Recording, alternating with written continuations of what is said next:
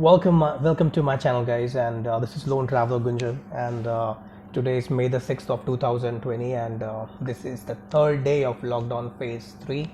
Well, a lot of you are aware about the lockdown, and needless to say, it's impacting our lives and the livelihood as well of many people, not just the one who are working, but also the one who are not working but can't even go outside.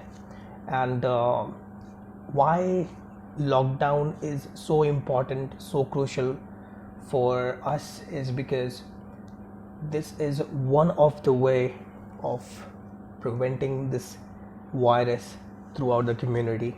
Now it's very important for us to understand the criticality of this situation, because if we don't, you might not know exactly what is going to happen in the future. So being said, if I compare our country with any other countries in the world, I will find out that this Indian government is far better, far ahead of any other governments in the world.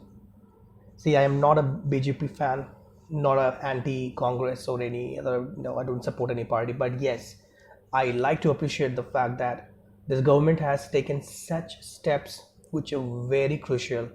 And these are stern steps because this is impacting our economy like anything. And most of you know that Mr. Prime Minister has already announced that they are looking to go for 5 trillion economy. But since this phase has arrived in India, it's not going to be easy. It's going to push the phase of 5 trillion to some other extent. And it's very important for us to understand that at this point of time, we just don't think about ourselves only. We have to think about others as well, because this coronavirus, yes, it has impacted our life and our livelihood, but yes, this has given us some of the best benefits. Because if you see, you will see that wildlife has increased, even the quality of the nature has increased, and this is very, very beneficial for us for a longer term. So let's come to the point why lockdown is so crucial for us. Now, most of us are aware that this lockdown started since March 23rd, the date when Mr. Prime Minister came and he addressed to all the nation that yes, going forward from March 24th, the country is going under lockdown. Seriously, we were not expecting that, but that happened. And then you see the rush and the craziness, because people were not exactly sure exactly what needs to be done. They thought that this is the end, probably that the supply will stop, and then people have to stockpile their groceries and stuff like that. Now, if you understand the criticality of this lockdown, you will see that this lockdown in India is a partial success. I won't say it's a failure, but it's a partial success, because if you check the trend, you will understand that people don't adhere to the government policies, not at all. And it's been done by most of them.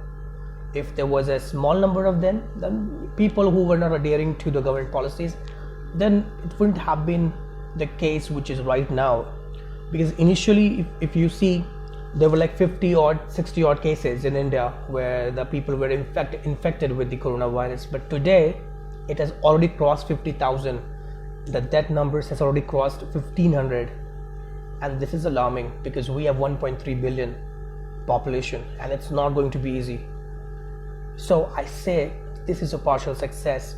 Now, how can this be a partial success? Because if you see the ineffectiveness of the government authorities, even though the central government did a fabulous job, I would like to admire the work that's been done by the government.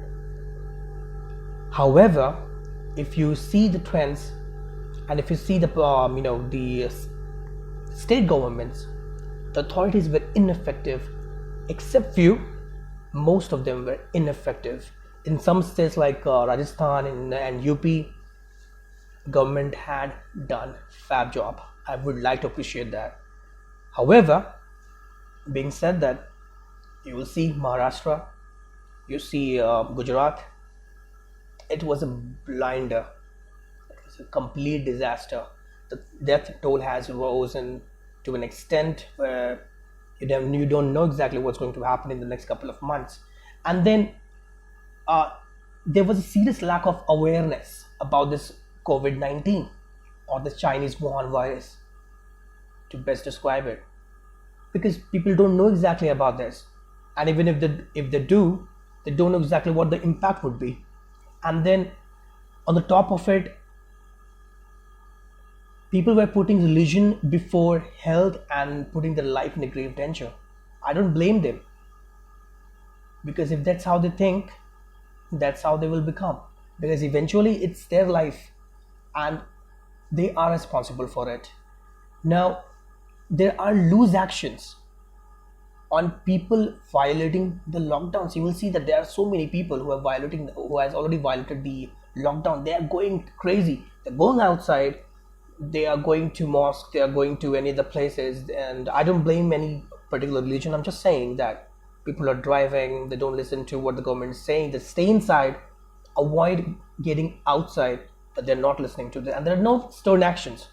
As a result, the numbers are rising like anything. And if you compare to world where we stand, the top-notch countries like America, Germany, Britain, Spain, France, Italy, they are on their knees, and the death tolls have exceeded drastically. And it's really unbelievable compared to the infected numbers of people compared to the population. Now, if you see in India, it's 1.3 billion. We have almost 50 plus thousand people who are infected, whereas US far less compared to what we have as a population. Italy far less compared to what we have, but the death tolls over there far ahead in compared to the infected people that we have in India. So that's one thing. And if you have noticed and if you have seen that videos, US also has already crossed 60,000 death mark and still counting. And following that, if you see other countries like Italy, France, Germany, Spain, and this goes on, you will see that that toll are still rising. But yes, it's the trend through which it was going has decreased. So that's one good thing. Now, I would like to blame those government because of their wisdom and their mismanagement. They thought that this is not going to harm them, but now see what happened. It really doesn't matter now, because once it's done, it's done. It was their job to make sure that they should have put in a stop on it, but they didn't. They allowed people to travel. They allowed people to go outside, roam around, and see what happened. That was a disaster, and it was an absolutely poor decision of the governments of those countries. And because of that, people are suffering, and they're still suffering. They don't know exactly what's going to happen, when this lockdown is going to end, and what will be the outcome of the decision. Now, if I talk about this country, India, we have very limited resources, but the way we have managed it, that's absolutely wonderful. Because we know that we cannot handle if that disease, if that COVID-19, this virus, if that would have been spread, then probably we wouldn't have that option. We wouldn't have the option to actually control it, because the number of resources that we have is very limited. Unlike other countries like Italy, they're the best in the world in terms of medical facility. India, we have 1.3 billion people. We cannot give medical facility to everyone, but we have to use certain methods, certain technicalities through which we can pinpoint the one who are infected and the one who have been in contact with those, and that's what we did. So it was a pinpoint accuracy through which the government went ahead, and this resulted in significant loss of the death, and also the infection couldn't spread much because the government has decided to take the toll of putting the different places into different zones like red, orange, green, and then they have given some liberty as well. So being said, it was a good decision by the government. I would like to appreciate that. And guys, if you do like it and if you have watched till this, I would really appreciate it. Please do subscribe to my channel. Thank you for watching it. Stay safe, stay inside, and happy.